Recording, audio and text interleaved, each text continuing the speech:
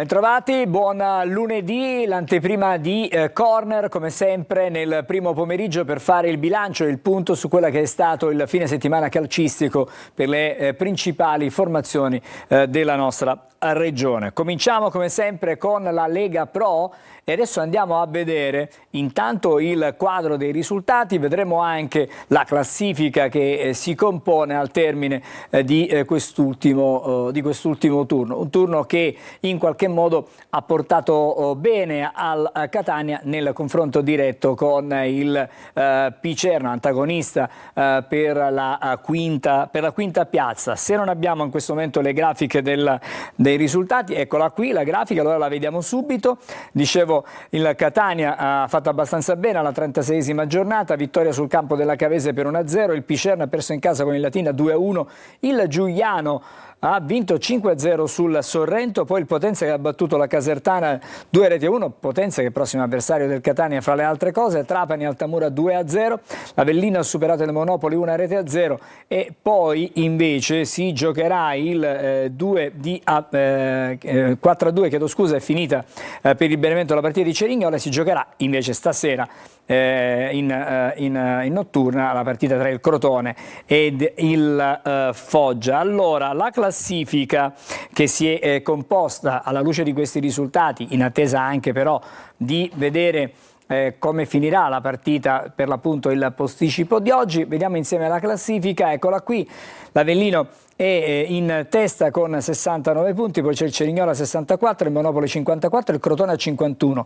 Quinto posto per il Catania a 50 punti, ma attenzione al Benevento che si fa particolarmente sotto a 49, il Potenza stesso discorso 49 punti, poi il Picerno scivolato a 47, Giuliano 43, Juventus Next Gen a 41, il Trapani a 38, la Cavese stessi punti, poi il Sorrento 35, l'Altamura 34, Latina 31, Foggia 30, Casertana 26, chiude il Messina con 19 punti. Adesso proviamo a fare poi anche il punto della situazione. Lo facciamo con intanto Alessandro Vagliasindi, che saluto e ringrazio per essere con noi come sempre in collegamento. Buon pomeriggio Alessandro. Buon pomeriggio.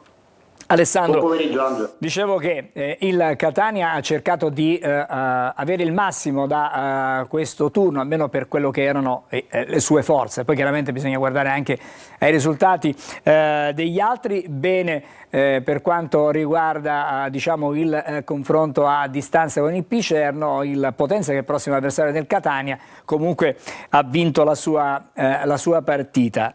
Alessandro, partiamo dalla sfida di Cava dei Tirreni per poi cercare di capire anche le proiezioni playoff, considerato che il Catania non giocherà la prossima settimana e quindi gli avversari hanno una partita in più, diciamo così, alcuni degli avversari hanno una partita in più per insediare il Catania. Una vittoria in linea, quella sul campo della Cavese, con quello che è il rendimento esterno della squadra di Toscano, diciamo nelle ultime settimane, ormai da 2 mesi a questa parte, fa molto bene in trasferta, è la 7ª vittoria lontano dal Massimino per il Catania.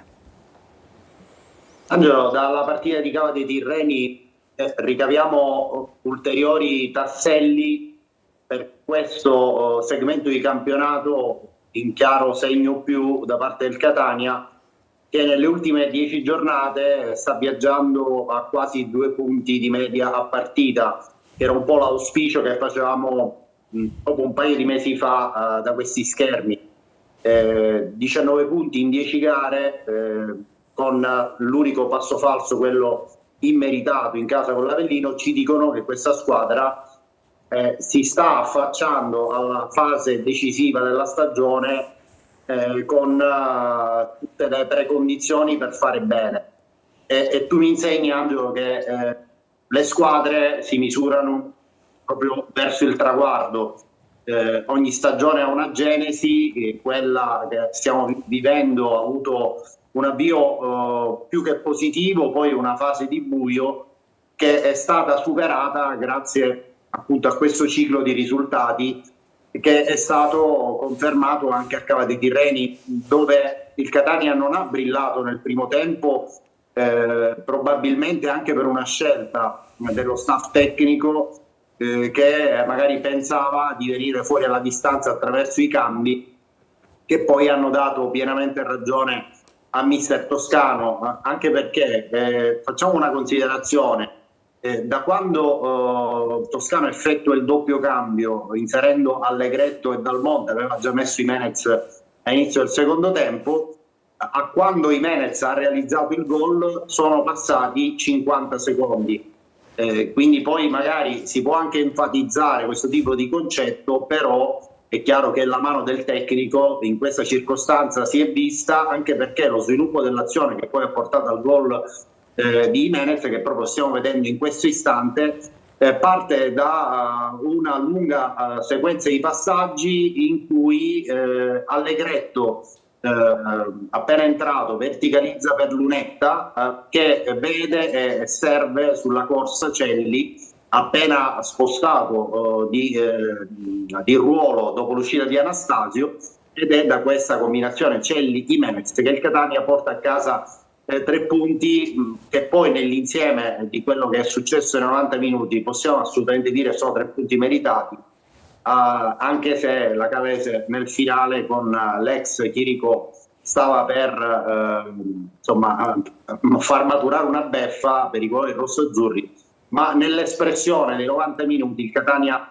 ha fatto di più della Cavese e ha meritatamente portato a casa il risultato. Un'altra considerazione è quella relativa alla solidità difensiva che era un po' venuta meno nella partita interna con l'Avellino, ma se poi andiamo ad analizzare la gara con gli Irpini ci ricordiamo 2 tiri e 2 gol da parte dell'Avellino, per il resto un Dini assolutamente inoperoso. Anche ieri Dini sostanzialmente ha fatto una sola parata sul tiro di Fella nel secondo tempo, per il resto ha fatto ordinaria amministrazione. Ecco, questo è l'aspetto secondo me fondamentale per vedere con una proiezione di ottimismo la fine di questa stagione regolare, cioè l'ultimo match a Potenza, e poi il tuffo nei playoff con tante combinazioni, tante situazioni che magari stasera andremo ad approfondire nel corso di Corner. Allora Alessandro, direi di sentire le parole di Mimmo Toscano, sono una quarantina di secondi, però in qualche modo Toscano conferma che quella partita l'aveva vista, l'aveva impostata in una certa maniera e i suoi giocatori poi hanno fatto bene, diciamo, all'applicazione sul campo quelle che erano le idee del mister. Sentiamo. Abbiamo fatto una buona gara, la gara che volevamo fare. Il primo tempo siamo stati anche pericolosi, potevamo andare in vantaggio con Inglese, con i 2 gol annullati. Se aspettavamo un pochettino di attaccare la porta forse potevamo fare meglio senza rischiare mai niente. Poi il secondo tempo abbiamo iniziato subito forti, abbiamo fatto gol di ottima fattura, abbiamo creato altre situazioni per raddoppiare, abbiamo sofferto quando c'era da soffrire perché avevamo Celli con i crampi, Allegretto con i punti in testa, ci sta che puoi soffrire. Abbiamo portato a casa una vittoria importante in un campo difficile. Allora, queste le parole di Toscano immediatamente nel post gara. Un Toscano che, arrivati a questo punto della stagione, sta cercando veramente di ottimizzare il suo gruppo in vista dei playoff. Tu facevi prima riferimento ai playoff, stasera ne parleremo, però uno sguardo rapido alla classifica la vorrei dare con te brevemente anche qui ad anteprima, perché in attesa della partita che si gioca poi stasera, però c'è da segnalare questa situazione di classifica con il Crotone a 51, il Catania a 50, Benevento Potenza 49 più Cerno 47. Ecco, qui è qui che si gioca la partita del Catania.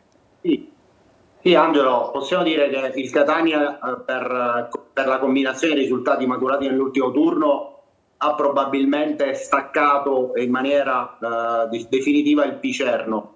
Quindi i competitors a questo punto diventano Benevento e Potenza per quella che può essere l'ambizione di quinto posto, fermo restando che non sappiamo il Crotone e che tipo di rendimento avrà nelle ultime 2 partite, quella di col Foggia e poi quella che dovrà ancora affrontare, perché in linea teorica la vittoria, il Catania si è messo un punto al Crotone, però è anche vero che il Catania può disputare soltanto una gara, quella di Potenza. Quindi la situazione di quinto posto complica, perché i successi Benevento e Potenza chiaramente mettono adesso la fiche nelle mani della formazione di Gaetano Uteri soprattutto, ma anche del Potenza. Però ecco, il Benevento ha 2 partite a fronte di una sola per il Catania, e l'unica partita del Catania l'affronterà appunto nell'ultima gara stagionale a Potenza, in quello che a tutti gli effetti diventerà un confronto diretto. Quindi in questo momento sicuramente più chance del Benevento rispetto al Catania, che può arrivare massimo a 53, però il Benevento con 2 partite a disposizione ovviamente ha in questo momento qualche possibilità in più dei rosso-azzurri. Fermo restando nell'analisi che il fatto poi di poter conquistare il 5° posto conta fino a un certo punto, nel senso che, ammesso che il Catania riesca poi a superare i primi 2 turni del playoff del girone, è chiaro che anche nel tabellone nazionale andrà contro pronostico, perché non arriverà come testa di serie.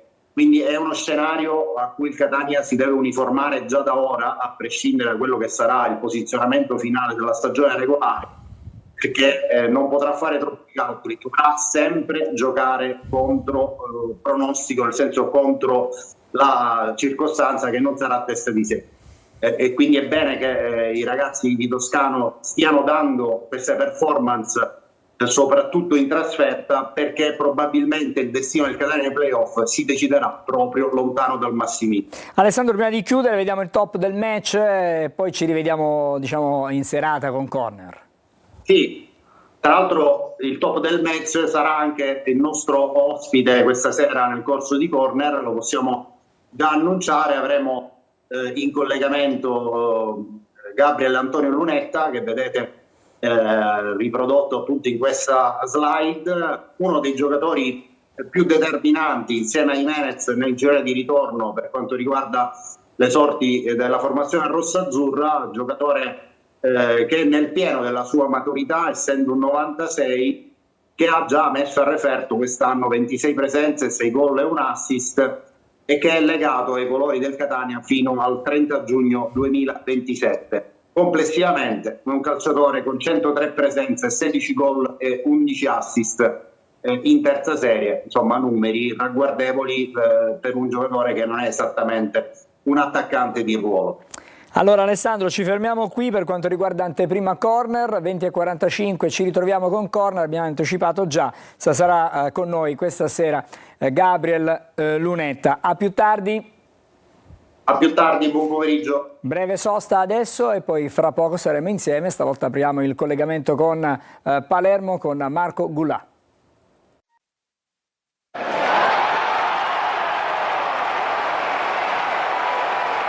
Siamo di nuovo in studio per anteprima Corner, adesso andiamo da Marco Gulà a Palermo. Buon pomeriggio Marco. Buon pomeriggio Angelo, buon pomeriggio a tutti. Marco, allora adesso parliamo di Palermo, Palermo che proprio non riesce a decollare, nel senso che quando sembra che tutto praticamente si sia messo per il verso giusto, a un certo punto c'è sempre qualcosa che fa, è quella goccia che fa traboccare propriamente il vaso, no? Non funziona qualcosina, perché anche contro il Bari si pensava ad un importante pareggio che sarebbe arrivato su un campo difficile, di una diretta concorrente per il piazzamento nei playoff, poi un gol nei minuti finali rovina fra le altre cose quelli che potevano essere i piani. Sì, e possiamo anche dire che la partita contro il Bari è un po' anche l'istantanea della stagione del Palermo, un'incompiuta perfetta, insomma, e in tema di incompiute in Sicilia davvero ne siamo pieni, in questo caso calcistico, perché il Palermo sembra sempre di dover fare il cosiddetto salto di qualità, l'ennesimo esame di maturità, ma puntualmente quando arriva la partita in cui deve spiccare il volo, il Palermo stecca. Ha steccato anche a Bari, al termine tra l'altro di una gara molto particolare. Insomma, il Palermo a me non è dispiaciuto, soprattutto nel primo tempo. Sì, forse è stato un po' lezioso nel primo tempo, nella ripresa insomma, non è che abbia fatto questa grande prestazione, ha giocato molto male nella ripresa, però nel primo tempo invece è sciorinato anche delle trame abbastanza interessanti. Ha trovato il gol del pareggio dopo il vantaggio del Bari, poi insomma il 2-1 non convalidato certo ha pesato, perché comunque è davvero inspiegabile come il VAR e l'arbitro non abbiano convalidato il 2-1 di Poyampalo, perché c'era rigore, ma sul rigore c'era gol, e quindi in quel caso viene assegnato, deve essere convalidato il gol. Così non è stato, il Palermo è ripartito poi nella ripresa e ha subito ovviamente nel finale la rete del Bari. Ma al di là di questo alibi, insomma, del gol no gol, il problema è che comunque il Palermo ancora una volta nell'atteggiamento ha steccato, soprattutto nella grinta, nella determinazione, nella dedizione di voler portare a casa il risultato. E allora questo è sicuramente il principale difetto di fabbrica di questa squadra. Palermo ha comunque conservato il piazzamento nella zona playoff. Vediamo la classifica allora, mentre ci siamo, così la vediamo, la classifica del Palermo. Eccola qui, Marco.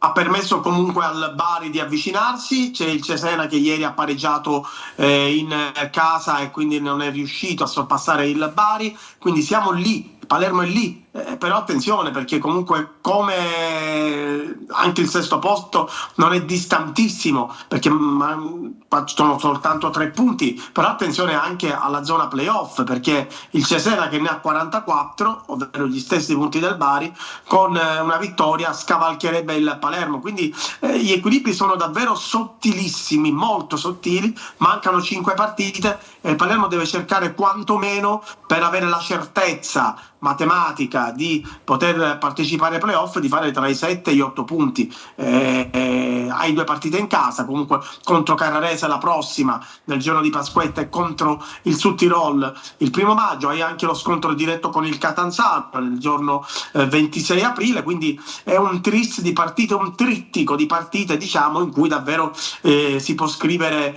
l'epilogo, soprattutto si spera positivo per il Palermo, di questo campionato. Marco, allora sentiamo le parole di Audero, il portiere, e poi dopo magari parleremo della prossima. Prima andiamoci con ordine, prima la prossima e poi in maniera molto previsionale dell'altra partita, quella del 26. Ma sentiamo Audero. È una sconfitta che forse per come era andata la partita poteva stare anche un pareggio e sicuramente non ci fa piacere, siamo arrabbiati,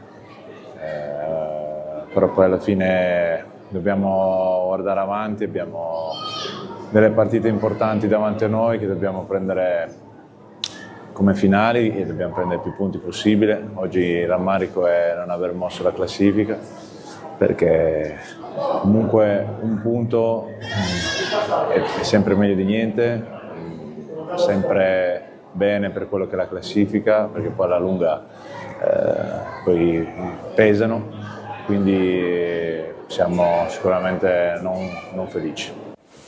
Allora, c'è di nuovo un'atmosfera così in casa Palermo, perché la vittoria sul Sassuolo aveva certamente rincuorato il gruppo di Dionisi, anche perché come era venuta, insomma 5 gol alla capolista, che fra l'altro cose ieri ha festeggiato il ritorno nella massima serie. Adesso vediamo un po' di capire che cosa succede al Palermo nel prossimo impegno, soltanto un breve accenno.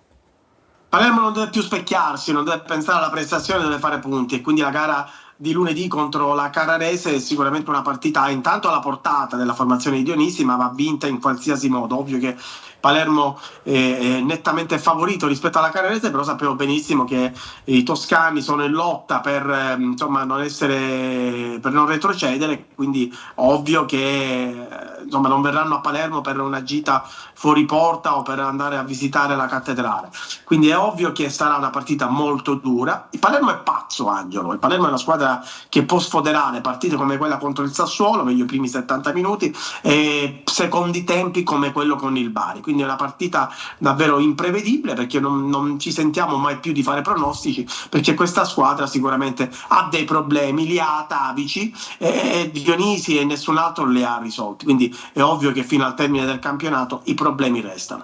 Bene, grazie allora a Marco Gullà per il suo contributo da Palermo. Ci racconterai l'avvicinamento alla sfida del lunedì di Pasquetta del Palermo, che gioca. A che ora gioca il Palermo il lunedì di Pasqua? Alle 15. Alle 15, quindi nel pieno del pomeriggio. Grazie allora Marco. Nel pieno delle grigliate. Benissimo. Dunque sapremo di più nei prossimi giorni nei telegiornali. Adesso ci fermiamo, poi collegamenti con Messina e con Trapani. A fra pochissimo.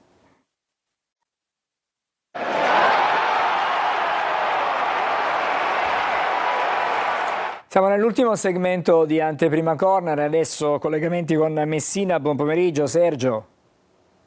Ciao Angelo, buon pomeriggio. Grazie Sergio Colosi, adesso invece andiamo a Trapani dove c'è per noi Franco Cammarasana. Buon pomeriggio Angelo. Franco, allora ti chiedo pazienza perché il Trapani ha vinto certamente una vittoria rinfranca, la seconda consecutiva con l'arrivo di Aroni che ha cambiato qualcosa, però a Messina è una situazione davvero complicata, difficile, di fatto praticamente spacciata. E quindi vado da Sergio Colosi, dove in settimana sono registrate anche le parole del sindaco della città dello Stretto Basile.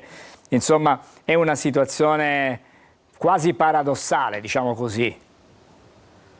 Sì, perché praticamente ci sono due proprietà, una all'80% e l'altra al 20%, che sono assolutamente inadempienti rispetto a quelli che sono gli obblighi che vi andiamo a raccontare. Domani scade il termine, dopo una proroga di 15 giorni che la Coaps prevede per l'attestazione di solidità economica, che dovrebbe presentare a The Invest Group, che però tutto ha dimostrato in questo periodo tranne che di avere una solidità economica, visto le difficoltà finanziarie che hanno portato ai punti di penalizzazione del Messina e a tante altre problematiche. Questo è un aspetto che però può poi comportare, se domani non si daranno le necessarie carte alla scadenza dei termini, una penalizzazione di 1 o 2 punti o una grossa somma, ma è più probabile un punto di penalizzazione, e questa è una scadenza. Poi c'è quella di dopodomani del pagamento degli stipendi. Il Messina già ha incassato una penalizzazione di 4 punti, scade il termine dopodomani per il mese di febbraio, aggiunti anche i 113.000 euro per i quali il Messina ha incassato una penalizzazione di 4 punti, si aggiungono quelli di febbraio, bisogna dare 330.000 euro. Per questo motivo il sindaco Federico Basile, molto attivo in queste settimane, ha cercato ieri di raccogliere, di riunire alcuni imprenditori per una raccolta fondi, ha dialogato con Francesco Barbera, che è stato anche sponsor del Milan diversi anni fa, e ha parlato anche con Sciotto, che aderirebbe in parte a questa raccolta fondi, Pietro Franza, che ovviamente si conosce come uno dei principali, se non il principale imprenditore della città. Nel pomeriggio sono attesi altri incontri per cercare di poter presentare questa somma dei 330.000 euro per evitare nuove penalizzazioni in questa o nella prossima stagione. Però poi è anche vero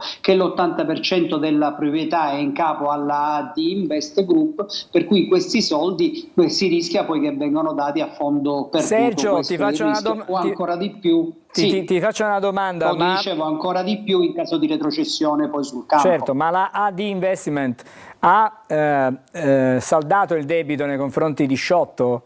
Perché la società andava pagata? Assolutamente no, andava. E quindi si può esercitare un diritto da parte di Sciotto? Che lui non ha esercitato, che lui al momento esercitato, non ha inteso esercitare, non si sa se ci saranno dei colpi di coda finali, perché comunque lui stesso, tenuto conto che ora è in gioco la sua fideiussione poi per pagare gli stipendi, l'eventuale fallimento, c'è la sua fideiussione a garanzia, per cui sembrerebbe che adesso, sollecitato, abbia risposto presente ma in quota parte rispetto poi a quello che è l'intervento degli altri imprenditori. A questa partita poi si aggiunge quella altrettanto complicata del campo, anche se ieri c'è stato un risultato positivo per il Messina, che è stata la sconfitta della Casertana a Potenza, negativo invece quello di sabato, la vittoria del Latina a Picerno.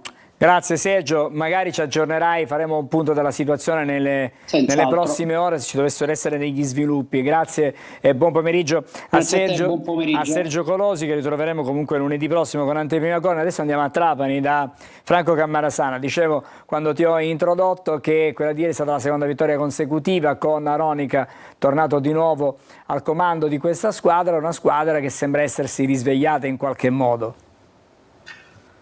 Sì, io ti sento a tratti per la verità. Una vittoria importante quella del Trapani, e soprattutto perché si è visto al provinciale un Trapani diverso rispetto alle ultime apparizioni. Mi riferisco soprattutto a quella col Catania, perché si è vista una squadra finalmente solida in difesa con i rientri di Cegliento e Benedetti. Aronica è passato al 4-3-3, al 3-4-2-1 e soprattutto ha dato solidità in difesa e una maggiore concretezza al centrocampo. In avanti il Trapani è riuscito ad avere qualche buona occasione, è andato in vantaggio alla mezz'ora su un calcio di rigore concesso per un atterramento in area da parte del portiere del team Altamura, trasformato il rigore dal tedesco Kragel, e poi a inizio di ripresa, dopo 2 minuti, il raddoppio sugli sviluppi di un calcio d'angolo da parte di Silvestri. Quest'altra vittoria che fa seguito a quella di Latina riapre qualche spiraglio per quanto riguarda i playoff per il Trapani. Ripeto, parlo di spiragli perché attualmente il Trapani a 38 punti, è 11° in classifica, 3 in meno della Juventus Next Generation. Ecco, lì vedete il calcio di rigore procuratosi da Anatrello e poi la trasformazione del penalty da parte di Kragel. Ripeto, è 11° in classifica, 38 punti, 3 in meno dello Juventus. Perché possa il Trapani rientrare nella griglia dei playoff occorrerebbe che vincesse entrambe le partite che rimangono a disputare della stagione regolare. Sabato col Benevento in casa e poi il 26 in trasferta a Caserta, mentre la Juventus Next Generation giocherà in casa proprio con la Cavese sabato, e poi il 26 nella trasferta di Messina. Chiaramente se vince una di queste 2 partite il Trapani sarebbe praticamente fuori dalle possibilità residue di partecipare ai playoff. Lo vedremo comunque. Franco, ripeto, e dimmi pure. Sì, sentiamo Aronica, un brevissimo stralcio dalla conferenza e poi magari torneremo a parlare di Trapani per l'ultimo minuto di trasmissione. Abbiamo lavorato sui principi di riaggressione, di intercetto, di raddoppio, diciamo era quello che a questa squadra mancava, la riaggressione che comunque ormai è una componente fondamentale nel calcio di oggi, e quindi ragazzi devo dire faccio i complimenti veramente perché ho trovato un gruppo sano che se ne dica, di grandi lavoratori, cultura del lavoro, e che hanno subito capito che bisognava fare di necessità virtù e non c'era tempo da perdere, e quindi hanno fatto loro i principi e chiaramente poi i risultati ti permettono di lavorare con entusiasmo e di ritrovare fiducia. Allora, parla di entusiasmo e di ritrovata fiducia. Tu sì, ci puoi confermare questi due, diciamo, termini? Assolutamente sì, assolutamente sì. Fra l'altro una novità, ieri allo stadio si è rivisto il direttore sportivo Andrea Mussi assieme al presidente Antonini, probabilmente quindi il Trapani sta già pensando al futuro. L'immediato futuro, ripeto, è legato ai risultati del prossimo turno. La partita del Trapani col Benevento e la partita della Juventus Next Generation, ripeto, di sabato con la Cavese a Biella. Se dovesse vincere, ripeto, la Juve, chiaramente per il Trapani le possibilità sarebbero praticamente nulle. Però certo, evidentemente bisogna poi giocare le partite, poi arriva un brutto cliente come il Benevento e quindi quella è una partita complicata e difficile. Grazie allora a Franco Cammarasana per essere stato con noi anche questa settimana d'Anteprima Corner. Ci ritroviamo lunedì prossimo, durante la settimana ci dovessero essere delle novità, qualsiasi movimento in casa Trapani, chiaramente aspettiamo tue indicazioni e tuoi aggiornamenti. Buon pomeriggio anche a te, noi ci fermiamo qui con Anteprima Corner, torniamo stasera con Corner alle 20:45, abbiamo già anticipato che avremo in collegamento il giocatore del Catania, certamente tra i più in forma, Gabriel Lunetta. A tutti voi buon pomeriggio e buon proseguimento.